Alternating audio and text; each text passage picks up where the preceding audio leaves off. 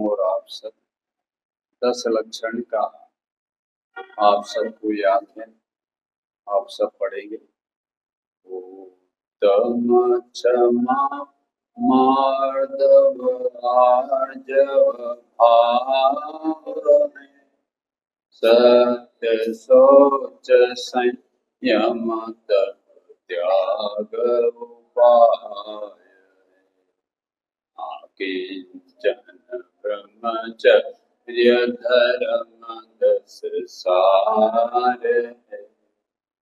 चौवती दुख दे काढ़ी मुक्ति करता।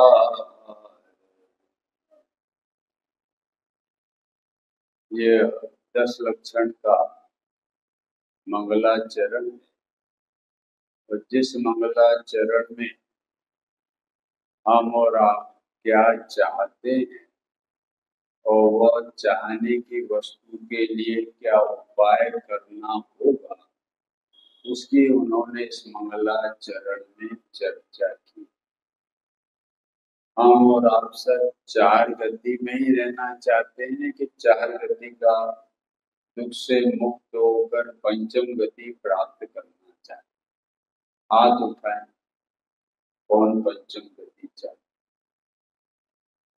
सभी हाथ उठाएंगे, एक नहीं दो उठाएंगे। सबके तो नहीं उठ रहे, जाना नहीं है, समझे?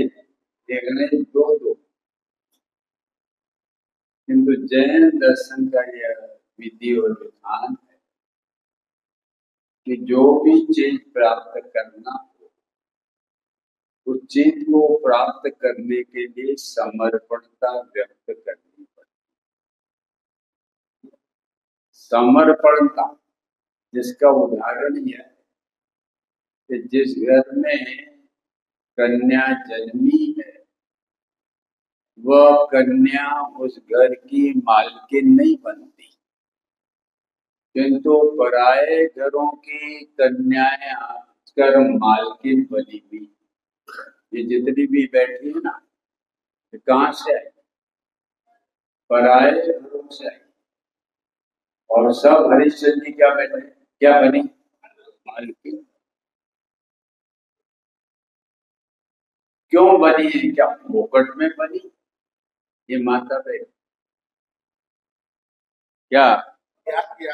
हाँ, क्या किया?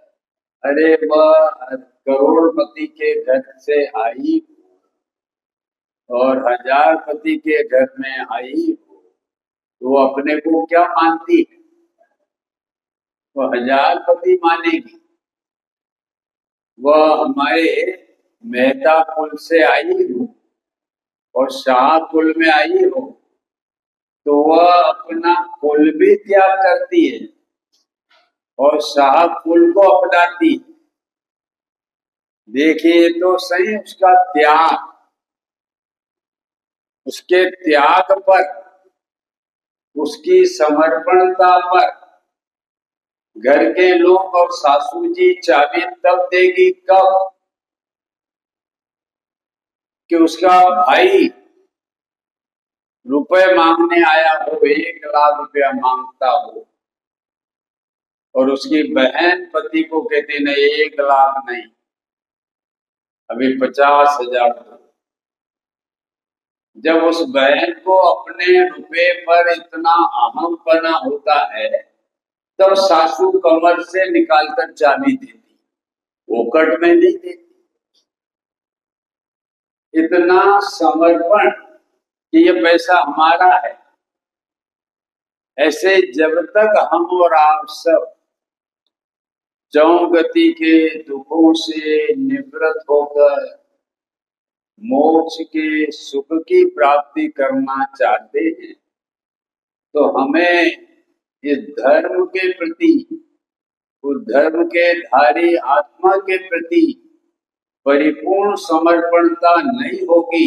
बोलो हरिश्चंद्र जी, थोड़ी धर्म में, थोड़ी परिवार में 50-50 नहीं चलेगा। पूरी समर्पणता चाहिए। हम 10 लक्षण धर्म भी धारण कर रखे और फिर 11 बजते ही हो चिड़िया हो जाए। तो फिर भी कष्ट है साहब, हैं? लो, अब तो जल्दी जल्दी हो गया, अब विधान लंबे नहीं, डेढ़ घंटे। तो मेरा तो ये कहना है कि जब तक आपको धर्म के प्रति समर्पणता, धर्म के प्रति अपनत्वता नहीं आएगी तो आप कितने भी दया, दान, पूजा, भक्ति कर लेना, उससे भी तेरा धर्म प्रकट नहीं होगा, आत्म धर्म प्रकट नहीं होगा। और आत्म धर्म प्रकट नहीं होगा तो आत्म शांति और आत्म सुख भी मिलने वाला नहीं है।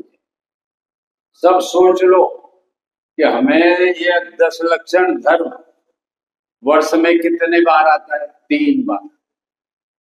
और 3 बार में भी हमारे जैन भाई किस 10 लक्षण महापर्व को विशेष मानते हैं? पर भादो। बाकी के तो कब आते हैं और कब चले जाते हैं पता ही नहीं है। सोच लो हमारे जैन कुल में पैदा होकर भी हमारे परिणामों की क्या स्थिति। जो धर्म हमें प्राणों से प्यारा है, जो हम और आपको सुख और शांति प्रदान करता है, और वह धर्म हमारे वो प्यारा होने पर भी भादो महीने में आया है।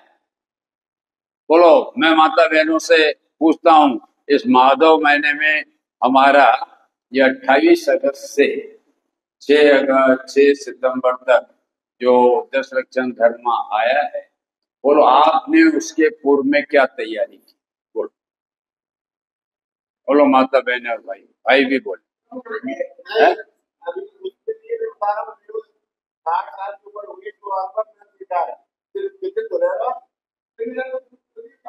हाँ, भोजनशाला धुलेगी, हाँ, गेहूं धुलेंगे, अच्छा, मसाले धुलेंगे, अच्छा, धन की बात होगी तो बात होगी। हाँ, ये बात होगी कि हमको आज क्या करना है। इसके अतिरिक्त और बताऊं क्या तैयारी कर? 10 साल लाएंगे नहीं, 10 साल लाएंगे, 10 साड़ियां ऐसी माता बहनें तैयारी करती है कि 10 दिनों की अलग अलग साड़ी, 10 दिन के अलग अलग आभूषण, 10 दिन के भोजन के पकवान अलग। ये सब तैयारियां हैं क्योंकि ये आत्मा के लिए क्या है। ये पिछले साल जो हमारा 10 धर्म पर्व आया था, उसके बाद 365 दिन डगर डगर डगर करके 28 अगस्त को आया है। इतना डगर डगर करके हमारे जीवन में आया है, और जीवन में आकर हम क्या कर रहे हैं? विषय कसाय हमारे नहीं छूट रहे, विषय कसायों में थोड़ी मंदी भी नहीं आई। पर्युषण पर्व में तो और ज्यादा तीव्रता आती, पकवान ये चाहिए, ये चाहिए, वो चाहिए।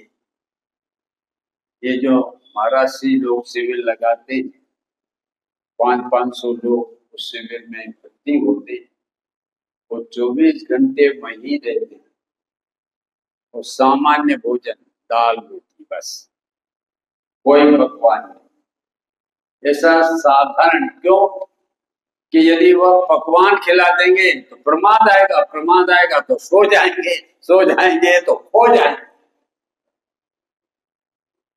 समझे बच्चे? कितनी सरलता ये 10 दिनों में हमारे जीवन में होनी चाहिए कि जिससे हमें प्रमाद ना आए और हमारी रुचि धर्म के कार्य में लगी रहे। ऐसा भोजन हम और आपको करना चाहिए। गृहता में भोजन हम और आपको प्रमाद का कारण है। तो इसलिए यह सब बातें हम और आप सोचकर, हाथ रखकर सोचो कि हमें ये 10 लक्षण धर्म कितना प्यारा है। रुपए पैसे और दुकान कितनी प्यारी है कि उसको 1 घंटे के लिए भी बंद नहीं करना चाहिए। अरे हमसे तो वो अच्छे मुसलमान, जब उनकी ईद आती है तो वह निश्चित कर देते हैं कि इतने बजे तक दुकान खुलेगी और बाद में बंद, क्योंकि हम तो बड़ी हैं, हमारी दुकान तो 24 घंटे। तो तुम और आपको बोलो निमिचंद जी धर्म का प्रेम है, 10 लक्षण महापर्व का प्रेम है। ये महापर्व है, पर्व नहीं, महापर्व कहलाता है। इसके प्रति कितनी समर्पणता सोच लीजिए आप। और विषय कैसा है दुकानदारी के लिए, और ये उसके लिए कितनी समर्पण, तुलना करो ना। विषय कैसा है कि समर्पणता का फल क्या मिलेगा, और उत्तम समाजी धर्मों की समर्पणता का फल क्या मिलेगा। हर बात में तो तुलना करते हैं। साड़ी लेने जाते हैं तो 50 साड़ियां फेंकता है और उसमें से आप तुलना करते हैं कि कौन सी साड़ी चेंज कर, कौन सी साड़ी अच्छी। लौकिक में तो तुम तुलना करते हो, और धर्म के कार्य में पिताजी तुलना नहीं। जो आए हैं तो आने दो ना, चले जाएंगे, हमें उससे क्या। तो इसलिए भैया कुछ अपने आप के हित के लिए ये 10 लक्षण पर्व ही से कहते हैं कि पवित्र अवसर, मंगल अवसर, पवित्रता को प्राप्त करने का हम और आपको अवसर आया है। इन अवसरों में आप चेत जाओ और चेत कर अपने जीवन को धर्म कार्य में लगाओगे तो अपना ही हित होगा, दूसरे के हित की बात। माता जी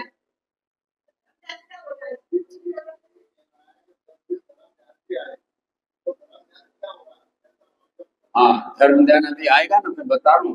पहले उसकी भूमिका तो बताओ कि तुम कहाँ खड़े हो और कहाँ से कहाँ चलना। पहले भूमिका तो आवे कि हम यहाँ खड़े, और ये भूमिका उचित नहीं है। अब कैसी भूमिका में आए कि जिससे हमारे परिणाम आगे बढ़े। तो अपन शुरुआत करते हैं।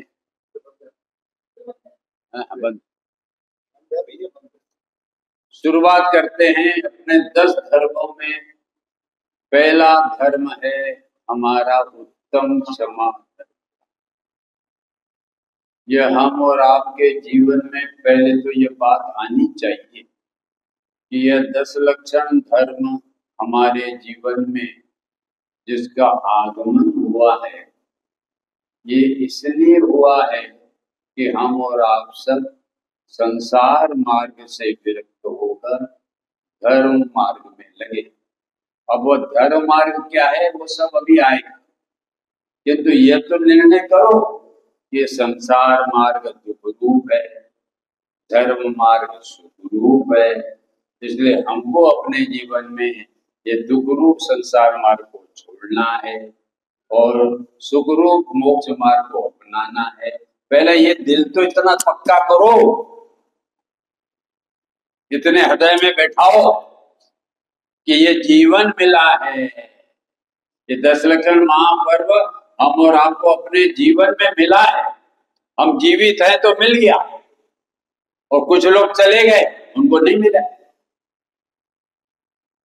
इसलिए मिला है तो इस मनुष्य भाव में इस 10 लक्षण महापर्व का क्या करना चाहिए कि जिससे यह जीवन में ये पर्व हमारे लिए वह सार्थक बन जाए। हमारा जीवन संसार मार्ग से विरक्त होकर, संपूर्ण रूप से उससे विरक्त होकर और धर्म मार्ग में लगे। हमारा चप्पा चप्पा ये बोलने लगे कि यह भाव मिला है वह धर्म करने के लिए मिला है, यह धर्म मिला है 4 गति के दुखों का भाव करने के लिए मिला है, यह भाव मिला है, यह पर्व मिला है माँ के पेट में उल्टा लटकने के लिए नहीं मिला है, माँ के पेट से जन्म लेते समय रोने के लिए नहीं मिला है, ये रोने का अंत करने के लिए मिला है। ऐसी नाभि से स्वर तो उठाओ।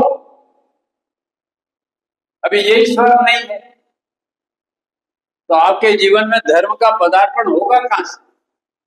भूमिका तो तैयार करो। कठोर तो भूमि पड़ी हुई है और बीज डालोगे कितना बढ़िया से बढ़िया, घूमने वाला नहीं। कोमल भूमि जो हमारा उत्तम मार्गो धर्म में आने वाला है। तो इसलिए ये जो 10 लक्षण महापर्व है वो 3 बातों के लिए आता है। एक तो परम उदात्त भावनाओं को प्रेरित करने, दूसरा वीतरागता का पोषक करने, तीसरा संयम और साधना का पर्व।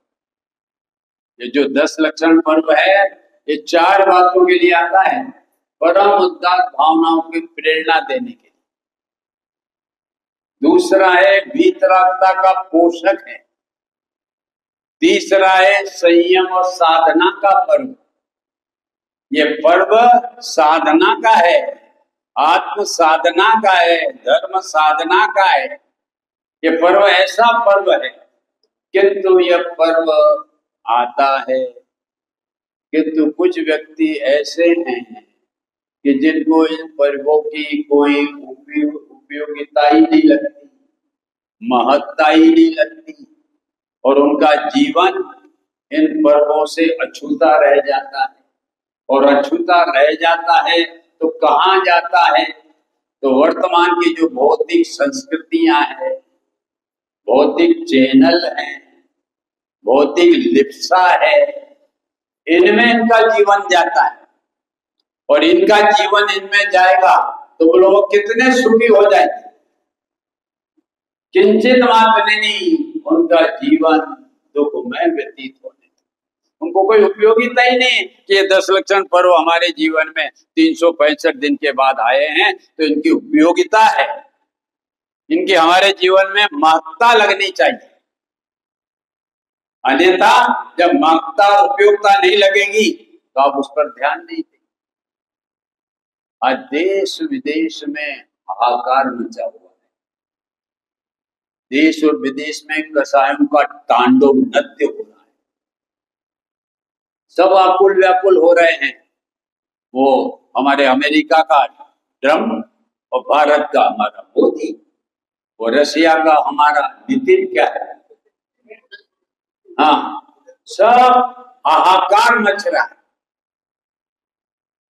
आकुल व्याकुल हो रहे हैं। बोला ऐसे समय में उन्हें शांति का संदेश देने वाला कौन सा कार्य है? उत्तम समाधि 10 धर्म, जो ज्ञानी जीव जिनको अपनाकर अपने जीवन में परम शांति प्राप्त करे। उत्तम समाधि आदि के अतिरिक्त ये देश विदेश में कोई शांति होने वाली नहीं, सब कसायों में जलने वाले और जल रहे हैं। तो इसलिए ये तो हम दिगंबर भाइयों का सौभाग्य है कि हमारे जीवन में ये पर्व आकर हमें संकेत करते हैं कि जागो रे जागो, चेतो रे चेतो। अब अवसर आ गया है 10 लक्षण महापर्व का और इसमें जीवन को सुधारना। इसलिए हम और आप सब आज थोड़ी उत्तम क्षमा की बात करते हैं, कल कर नहीं पाए। कल हमारे विजय जी का प्रवचन हुआ था। उत्तम क्षमा कर, यद्यपि आत्मा का स्वभाव भी क्षमा स्वभावी है। किनके आत्माओं का? हम सब की। माता जी ये धर्म की बात आ रही, समझे? धर्म कैसे? हम सबका उत्तम क्षमा धर्म है ना, ये कैसे करना? तो कहते हैं कि हम सबका आत्मा कैसा है? क्षमा स्वभावी है कि क्रोध स्वभावी? क्षमा स्वभावी है। हम सबका आत्मा शांत स्वभावी है, सुख स्वभावी है। ऐसा हमारे पूज्य गुरुदेव श्री जब प्रवचन करते थे तो शुरू से हमें सबको संबोधन करते थे कि भगवान आत्मा तो ज्ञान और आनंद स्वभावी है, पण आओ ज्ञान और आनंद स्वभावी ने भूली ने ये परने और पर्याय ने और स्वभाव भाव ने अपनो मानी ने ये दुखी थी। हम सबको पहले स्वभाव की याद दिलाते कि तुम ये हो, तुम स्त्री नहीं, तुम पुरुष नहीं, तुम पंडित नहीं, कोई जैन नहीं, तुम तो ज्ञान और आनंद स्वभावी है। बोलो, धर्म करना हो तो धर्मी को मैं ज्ञान स्वभावी आत्मा कितनी बार याद आए? माता जी बोलो, धर्म करना ना आपको, वो धर्म आत्मा के आश्रय से होगा। तो बोलो 24 घंटे में मैं आत्मा हूं, ये कितनी बार याद है? क्या बोलो? आना चाहिए, आता एक समय नहीं। आना चाहिए। हाँ,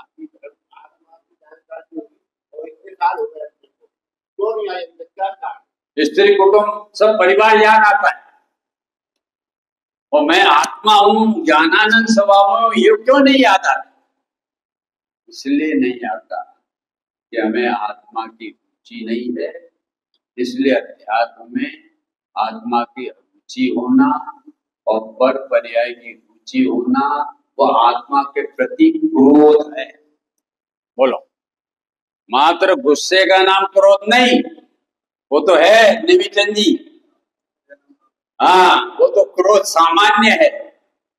असली क्रोध हम अपने आत्मा के प्रति किस समय कर रहे हैं कि हम अपने आत्मा को एक समय भी याद नहीं करके उसके प्रति अरुचि व्यक्त कर रहे हैं, तो हम समय समय हमारे भगवान आत्मा के प्रति अनंतानुबंधी क्रोध कर रहे हैं। बोलो, अनंतानुबंधी क्रोध, अनंत संसार का कारण ऐसा क्रोध कर रहे हैं। क्षमा स्वभावी होने पर भी, क्या सतीश चंद जी, क्षमा स्वभावी होने पर भी आप क्रोध करते हो? पंडित, हम तो क्रोध नहीं करते। अरे आत्मा 24 घंटे में याद नहीं आना, उसकी अरुचि होना, यह आत्मा के प्रति क्रोध है। और यह क्रोध हमारा समय समय हो रहा है आत्मा का हनन करने के लिए, आत्मा की हत्या करने के लिए। यह अध्यात्म का गुस्से का क्रोध, विरोध का क्रोध, विपरीतता का, ऐसे क्रोध के तो अनेक भेद हैं, किंतु आत्मा की अरुचि बस, और शरीर की रुचि, शरीर के संगार की रुचि, पुण्य भाव की रुचि, पाप भाव की रुचि, वर्तमान मनुष्य पर्याय की रुचि, ये सब आत्मा के प्रति क्रोध का परिणाम है, जो हम और आप अज्ञानी जीव 24 घंटे कर। इस क्रोध को यदि आपको विलय करना हो तो उसका उपाय टोडरमल जी ने बताया है। क्या बताया है? ये बताया है कि जगत के पर पदार्थ है अनंत, उनमें इष्ट अनिष्ट प्रतिभाषित होना वो तो क्रोध है। और जगत के जितने भी पदार्थ हैं शरीर आदि से लेकर, उसमें कोई इष्ट भी नहीं है और कोई अनिष्ट भी नहीं है, सब गेय है, जानने योग्य है। उसका नाम है क्रोध का अभाव का। यह है क्रोध के अभाव की गुस्से, ये है उसके क्रोध को अभाव, अनंतानुबंधी क्रोध का अभाव करने की यह विधि है, ये टोडरमल जी ने बताई। ये धर्म करने की विधि है, इससे हमारा परिणाम शांत परिणाम प्रकट होगा, क्रोध परिणाम नहीं होगा। इसलिए उत्तम क्षमा धर्म में हम और आप सबको आचार्यों ने उत्तम क्षमा का यदि कोई विरोधी है तो वह विरोधी कौन है? बोलो, क्रोध कषाय। उत्तम क्षमा का सतीचंद जी विरोधी कौन? क्रोध कषाय। और क्रोध कषाय में क्या क्या प्रवृत्तियां होती है वह आप जानते हैं। क्रोध में वह जीव सबका बुरा करता है, जिस पर भी क्रोध आता है वह उस सामने वाले जीव का बुरा करना ही चाहेगा, भला की सोच ही नहीं सकता।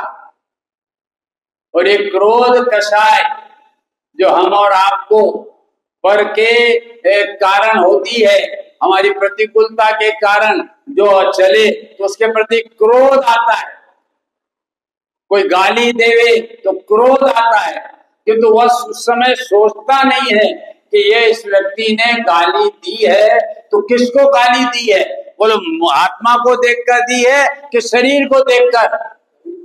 हरिचंद जी, वो शरीर को देखकर दी है। और आप लोग शरीर हो कि आत्मा? तो तुमको गाली लगी? अरे शरीर को देखकर दी, जतीशन को देखकर दी। जतीशन आत्मा का नाम नहीं है, शरीर का नाम है, इसको देखकर दी है, तो इसको गाली लगी आत्मा को? और वह जो गाली है वह तो पुद्गल की भाषा वर्गणा की पर्याय है। वह पुद्गल की पर्याय आत्मा को क्या रोषमय कर सकती? इसका समाधान सासू ने अपशब्द कह दिए तो उस पुत्र वधु बहू जी तिल मिला गई। अरे तिल मिलाना नहीं चाहिए, वो जिन्होंने अपशब्द कहे हैं वो सासू जी स्वयं दुखी हो रही है। जो दुखी हो उसको थप्पड़ मारना कि करुणा करना? बोलो हरिचंद, क्या करना? वो स्वयं भी दुखी हो रही है सासू जी। बाप ने बेटे को कुछ कहा तो बाप स्वयं दुखी हो रहा है, तो बेटा थप्पड़ मारे। सोचो हम और आपकी कितनी विपरीत परिणतियां चल रही है। क्यों? जब वस्तु स्वरूप को नहीं समझते और हम प्रतिदिन स्वाध्याय में आवे तो हमारी समझ में वस्तु स्वरूप समझ में आवे और हमारे परिणामों में बहुत नम्रता आवे, बहुत सरलता आवे। कि तो स्वाध्याय में आप लोग आना ही नहीं चाहते तो आपके परिणामों में ये क्रोध परिणाम जाएगा कहां से? अनंतानुबंधी क्रोध जाएगा ही नहीं, तुमको यह नुकसान करेगा। और इसके बारे में तो बहुत कुछ बातें हैं, किंतु एक क्रोध ये जो मन का एक विकार है, किंतु इससे भी एक भयंकर वैर नाम का विकार। क्रोध का दूसरा कोई मनोविकार है खतरनाक, कौन है? वैर। निमितन जी, ये वैर क्या है जिसको शास्त्र में कहा यह क्रोध का आचार और मुरब्बा। अचार मुरब्बा कैसे बनता है गणेश जी? आपने खाया? वो खाया। हमारे स्वामी जी कहते थे ये अचार और मुरब्बा सड़ सड़ कर बनता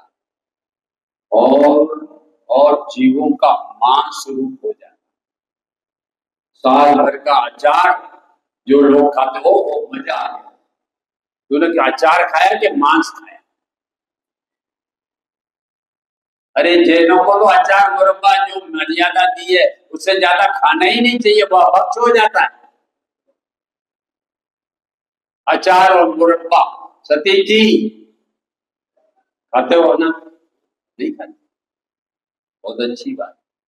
सोचना चाहिए जैन दर्शन के जैनी भाइयों को अचार और मुरब्बा जो मर्यादा का वही ग्रहण करना चाहिए, बाकी का तो फिर मांस हो जाता है, खाना ही नहीं चाहिए।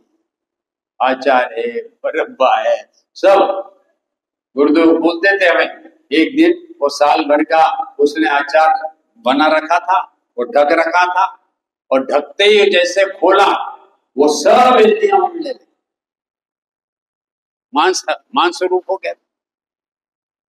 इसलिए जीवन में जैनी भाइयों को अपना जीवन बहुत सात्विक बना लेना चाहिए। ये शरीर का पेट भरने के लिए भक्ष का भक्षण करके क्या करोगे? पापी कमाओगे ना, और उसका फल ये शरीर को थोड़ी, वर्तमान को थोड़ी, भविष्य में भोगना पड़ेगा। बहुत सात्विक जीवन। इस शरीर को निभाने के लिए मुनिराज भी वन से आकर इसको निभाने के लिए थोड़ा सा आहार ले लेते, पोषण के लिए नहीं, संयम और साधना के लिए वह आहार लेने आते, पोषण के लिए नहीं। हम और आप सब उसको पोषण करने के लिए आहार लेते और उससे हमारा दोष होता है। तो इसलिए शरीर पर जितना भी हम इसको निभाने के लिए जितना भोजन चाहिए अभक्ष नहीं, भक्ष भोजन उतना ही लीजिए तो हमारा जीवन सात्विक बनेगा और हमारे परिणाम भी सरल होंगे। अन्यथा क्रोध रूप होंगे, कुरूप रूप होंगे, कोप रूप होंगे। तो इसलिए ये दूसरा जो मैं बता रहा था कि क्रोध का आचार मुरब्बा बैर है। क्रोध में तो तत्काल वह उसका प्रतिकार करता है, योजना में तत्काल प्रतिकार, बैर में तत्काल प्रतिकार नहीं करेगा। क्या निमित्त? बैर में सामने जिसके प्रति बैर हुआ है पिताजी, उसके लिए योजना बनाएगा। क्रोध में तत्काल वो उसका बदला लेना चाहता है, किंतु बैर में वो तत्काल बदला लेने जाता, बैर में योजना बनाता है कि ठीक है। जैसे सेठ ने कुछ कारण से मुनिम को डांट दिया, मुनिम बोल तो नहीं सकता, बोलेगा तो उसकी नौकरी चली जाएगी। समझे नहीं बिचारी? इसलिए वो जो अंदर में क्रोध था, वो क्रोध उसे किस रूप में परिणमित हो गया कि अवसर आएगा तो सेठ को दे दूंगा, बदला ले लूंगा। तो ये ऐसा ये बदला जो अभी वर्तमान में ट्रंप भारत के मोदी से बदला लेने के लिए तैयार है, क्योंकि बैर हो गया है, बैर हो गया है, पाकिस्तान को बैर हो गया है, क्रोध वो बैर रूप में परिणमित हो गया। ऐसे हम और आप सबको भी जीवन में किसी से बैर नहीं करना चाहिए। हाँ, सबके प्रति समता भाव, सरल भाव, क्षमा भाव, कुछ भी बोले क्षमा। ओम शांति शांति शांति बोल दिया, ओम शांति शांति। इसलिए ये क्रोध का जो खतरनाक वे आप सबको पता ही है, भगवान पार्श्वनाथ के प्रति कमठ को क्या हो गया, बैर हो गया था, और उसने कितने भाव तक वह बदला लिया। इसलिए भाई साहब, जीवन में क्रोध का जो खतरनाक बैर है, वो बैर जीवन में किसी से नहीं बांधना, नहीं तो भव भव तक तुम्हें रुलाएगा। इस प्रकार से उत्तम क्षमा जो धर्म है, उसकी विरोधी कषाय यह क्रोध कषाय है, और उस क्रोध कषाय का यदि खतरनाक रूप है तो वह है हमारा बैर। क्रोध के भी अनेक रूप होते हैं, चिड़चिड़ाहट होती है, झंझनाहट होती है, क्षोभ होता है, कोप होता है, अनेक होते हैं। क्रोध के भी अनेक प्रकार हैं, कई प्रकार के क्रोध होते हैं। तो इसलिए हमारे जीवन में ये क्रोध रूपी भाव, यदि उत्तम क्षमा धर्म करना है तो हमको उसका उपाय यही है कि हम अपने क्षमा समावी आश्रम का आत्मा का आश्रय लेवें, तो हमारी में ये क्रोध रूपी कषाय नहीं होगी। यद्यपि जिनागम में ये क्रोध कषाय की 4 प्रकार कहे गए हैं। एक अनंतानुबंधी क्रोध, एक अप्रत्याख्यान क्रोध, एक प्रत्याख्यान नाम का क्रोध, और एक स्वंजलन नाम का। जैसे जिनागम में 4 क्रोधों का स्वरूप भेद बताए गए हैं। अनंतानुबंधी क्रोध माने अपने आत्मा को छोड़कर शरीर आदि अनंत पदार्थों के प्रति प्रीति करना। यह मैं हूँ, यह मेरे हैं, मैं इसका करता हूँ, यह मैं इसका भोगता हूँ, इसका नाम है आत्मा के प्रति अनंतानुबंधी क्रोध। बोलो ये पिताजी, ये क्रोध सुबह करते हो कि दोपहर में कि रात में? पिताजी कह रहे हैं हम तो 24 घंटे करते, फिर भी डर नहीं लगता।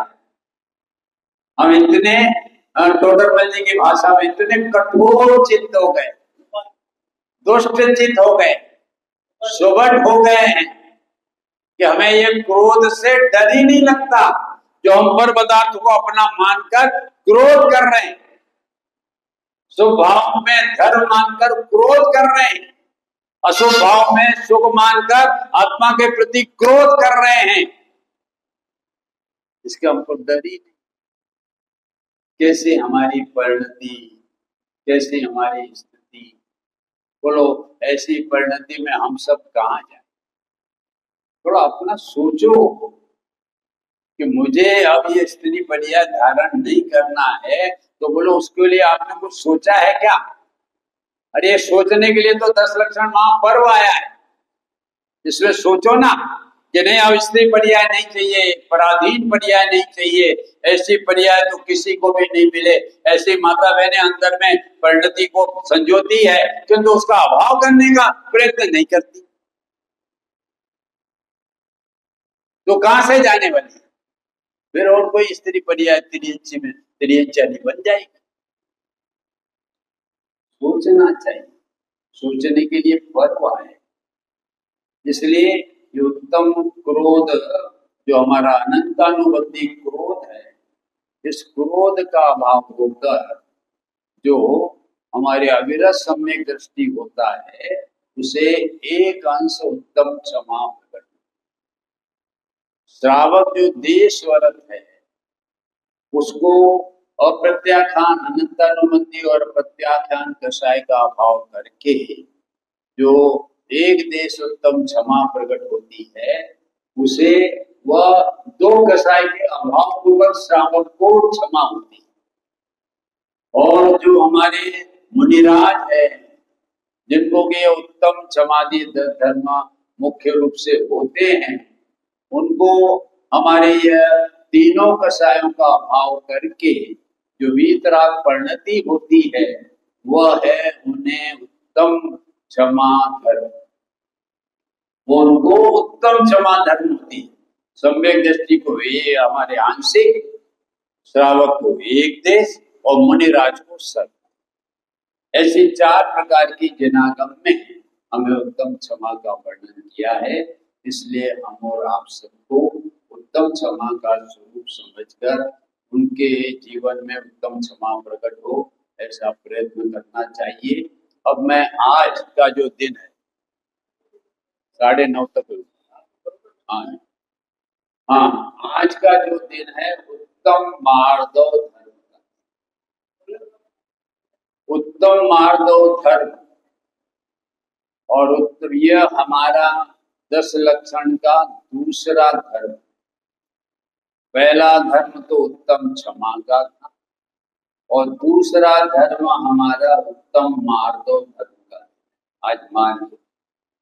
और ये उत्तम मार्दव धर्म भी जो हमारा आत्मा का क्षमा स्वभाव था, ऐसे हमारे आत्मा का भी मार्दव स्वभाव है, कोमल स्वभाव है, विनय रूप स्वभाव है। उस स्वभाव के आश्रय से जो वीतराग परिणति होती है, उस वीतराग परिणति को उत्तम मार्दव धर्म कहते हैं, जिसमें हम और आपके परिणामों में कोमलता हो जाती है। क्योंकि तो अनादि से हमारे जीवन में ये कोमलता का परिहार होकर हमारी परिणति में निरंतर मान कषाय का पोषण, जो मार्दव धर्म की विरोधी मान कषाय, क्षमा धर्म की विरोधी क्रोध कषाय, किंतु हर समय हमें यह मार्दव धर्म का खंडन करके प्रति समय हमारी परिणति में मान कषाय होती, और उस मान कषाय से हमारी परिणति में एक अकड़ आ जाती, मैं लखपति, मैं करोड़पति, मैं इतनी दुकान वाला, इतने मकान वाला, एक अकड़ आ जाती। वह अकड़ में वह क्या चलता है, जरा सीना तान के चलता है। दीन होता है तो वह झुक के चलता है। दीनता भी एक मान है, गरीबता को स्वीकार करना यह भी एक मान है कि मैं तो दीन हूं, मेरे पास कुछ ही नहीं है। वह दीनता का उसे वह कषाय। मान में अपने को बड़ा मानना और दीनता में अपने को कम मानना, ये दोनों मान कषाय के स्वरूप हैं। जैसे कोई कह सकता है कि भाई हमारे गरीब में क्या मान कषाय, ना उसके पास ज्ञान है, ना उसके पास ऐश्वर्य है, ना उसके पास तप है, ना रिद्धि है, सिद्धि है, कुछ भी तो नहीं है। क्या गणेश जी, तो वो गरीब मार्दो धर्म का धारी हो गया। आप भी स्वीकार नहीं करेंगे जिसके पास कुछ नहीं है और वह मार्दो धर्म का धारी हो जाएगा, आप स्वीकार नहीं करेंगे। वो उसमें मैं गरीब हूं ऐसी दीनता, वो भी एक मान कषाय का रूप है। मैं बलवान नहीं हूं, कमजोर हूं, ये दीनता, ये मान कषाय का।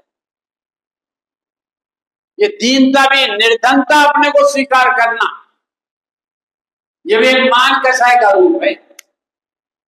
मान कषाय का वास्तविक रूप तो यह है कि जो हमारे जिनागम में 8 प्रकार के मद दिए गए हैं, बोलो माता बहनों 8 प्रकार के मद कौन से?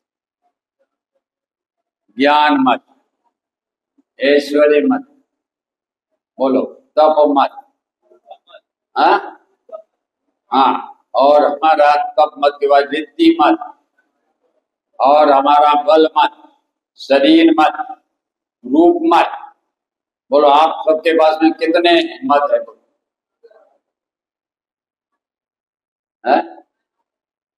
आठों मत के धारी हम सब। कितनी खुशी, निमिचंद जी कितने मत के धारी? आठों। कहने में कोई हमें संकोच ही नहीं होता है। हाँ, भाई सब कह रहे हैं सिद्ध परमेश्वरी में 8 गुण है और हमारे पास 8 मत है। संसार, हाँ माता जी 8 मत। देखो ना कितना शर्म की बात है, आपको शर्म ही नहीं आती। अरे एक अपना पुत्र वो शराब पीकर जब घर में आता है और झूमते हुए आता है और माता पिता दरवाजा खोलते हैं और वो झूमते हुए आता है, बोलो माता पिता का हृदय क्या बोलेगा? यही बोलेगा ना, ये धरती फट क्यों नहीं गई और मैं इसमें समा क्यों नहीं गया? क्या ये दृश्य देखने के लिए मैं जिंदा हूं? आप 8 मिनट बड़े सहजता से बोल रहे हैं, हम तो 8 मिनट साहब। सतीश जी हाँ, मैंने देखो तो सही। और दूसरी बात कहता हूं, ये जो 8 मदों की बात हम और आपने इस संबंध में सोच रखा है कि मद तो उसको, जैसे रूप मत किसको होगा? रूप वालों को होगा पंडित जी। धन मत किसको होगा? धनवानों को होगा। बल मत बलवानों को होगा। जो हमारा गामा पहलवान था ना, क्या सुना है ना, वो इतना शक्तिशाली था, वो गाड़ी को रोक देता और जब बीमार पड़ा तो मक्खी नहीं उड़ा पाया। जो बल का मद इसको इतना था, शरीर के बल का मद, क्या अंतिम चरण में मक्खी नहीं उड़ा सका भाई साहब। अरे क्या बल का मत करना, क्या रूप का मत करना, ये मद किसका नाम है? बल मद, रूप मद, ज्ञान मद, ये तो अज्ञानी के मद है। यदि तुम कहोगे धनवानों को धन मद होता, रूप वालों को रूप मत होता, रिद्धि वालों को रिद्धि मत होता हो, तो फिर ज्ञान मत ज्ञानियों को होगा कि अज्ञानी को होगा? हमारी परिभाषा ही गलत है। क्या नहीं चाहिए? ज्ञान मत ज्ञानी को थोड़ी होगा।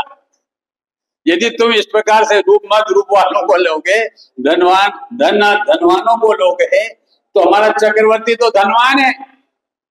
ये मद क्यों होता है कि उनसे अपने को बड़ा माने। क्या धन से अपने को बड़ा माने उसका नाम है धनमत। रूप से अपने को बड़ा माने उसका नाम है रूपमत। वस्तु के उपस्थिति से मद नहीं होता। क्या यदि वस्तु की उपस्थिति से मद होता हो तो हमारा कामदेव है, सुंदर है, तो क्या उसको रूप का मद है? कैसा होगा? नहीं होगा, क्योंकि वो अपने आप में सुंदर को उससे सुंदरता से महान थोड़ी मानता है। अपने को तो वह सुंदर आत्म स्वरूप को मानता है। जिन प्रतिमा बोलो, जिन जिन प्रतिमा कैसी सुंदर जिन प्रतिमा है, कैसा सुंदर जिन रूप जिसे देखते ही। वो कामदेव अपने आत्मा को के रूप को महान मानता है, ये शरीर के रूप को नहीं। चक्रवर्ती के पास कितना वैभव है, अगर वो वैभव की उपस्थिति का नाम मद है, धन मद, तो चक्रवर्ती को मद होना चाहिए। उपस्थिति का नाम मद नहीं। सतीश जी, किसका नाम? उससे अपने को बड़ा, उसका नाम। इसलिए ये 8 जो मद हैं, वो मदों का भी स्वरूप हमको समझकर हमारे जीवन में इस प्रकार के मद ना हो, ऐसा अंतर में हमारा प्रयत्न होना चाहिए। तभी ये हमारे जीवन में ये मद भी कषाय है, मान है, मान। और 4 गतियों में हम देखें तो सब में अलग अलग कषाय की मुख्यता से उन गतियों में होता है। जैसे क्रोध कषाय वह नरक गति में मुख्यता से होता है, और हमारा तिर्यंच में वो माया कषाय, देवों में लोभ कषाय, और मनुष्यों में मान कषाय। हमारा जो पर्याय है निमिचंद जी, कौन सी है? मनुष्य पर्याय। और उस मनुष्य पर्याय में मुख्यता किसकी है? मान कषाय की। क्योंकि हर कार्य में मान को सामने रखता है कि मैंने आज भोजन बहुत बढ़िया बनाया, ऐसी बहनें सोचती। आज मैंने नेमीचंद जी सोचते कि मैंने आज दुकानदारी करके लाख रुपया कमाया, ऐसा सोचते। ये सब अपने को उससे बड़ा मानोगे, मैंने कमाया, मैंने धरा, ये सब मान कसाई के लक्षण है। अरे कौन कमा सकता है भाई? कौन कर सकता है किसी परदर्वे का? कोई भी परदर्वे का या आत्मा कुछ नहीं कर सकता। ये तो अकर्ता स्वभावी है, निरभिमानता स्वरूप वाला है। वह ऐसा स्वभाव वाला अपने पास भी होने पर भी हमारी परिणति में ये मान कसाय रूपी परिणमती है। ये हमारे आत्मा के लिए शर्म की बात है, निर्लज्जता। ये हमारे 10 लक्षण महापर्व हम और आपको अपने जीवन में अपने इन कसायों से विरक्ति होकर अपना जीवन पवित्र में परिणमित होवे, उसके लिए ये जीवन मिला है। ये पर्व इसलिए आए हैं, इसलिए हम और आप सब बहुत, इसकी चर्चा तो घंटों की जा सकती है। उत्तम क्षमा की और उसकी विरोधी क्रोध कसाय की, उत्तम मार्दव धर्म की और उसकी विरोधी मान कसाय की। अकड़, अरे हम ये देखते हैं ये मान कसाय ऐसी होती है, बड़े बड़े महात्माओं में आसन के लिए लड़ाई करते हैं और नमस्कार नहीं करें तो उखड़ते भी देखे जाते हैं। ये सब किसकी क्रिया है? ये मान कसाई की। आसन नहीं मिला, उखड़ गए। ये कोई अन्य की बात नहीं है, हमारी बात है। नहीं तो आपका दृष्टिकोण अलग पड़ जावे। हम महात्मा लोग हैं और हमारी परिणति में ये होता रहता है। कोई हमें स्थान नहीं देवे तो मान आ जाएगी। ये देखो, मैं इतना बड़ा आदमी हूँ, मेरे को बैठने की जगह ही नहीं दी समाज ने। ये समाज का क्या काम है? उसको वह तिरस्कार करने लगता है। तो क्या मान रखता है?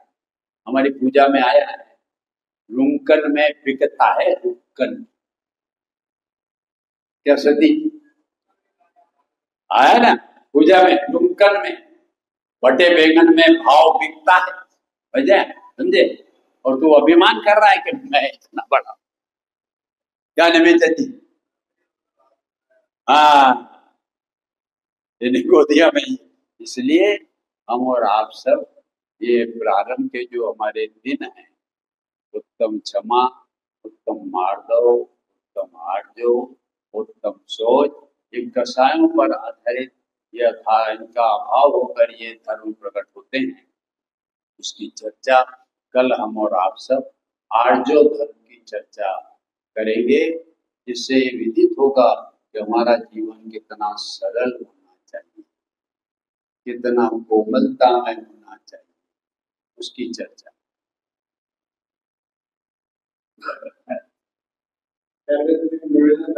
हाँ, एक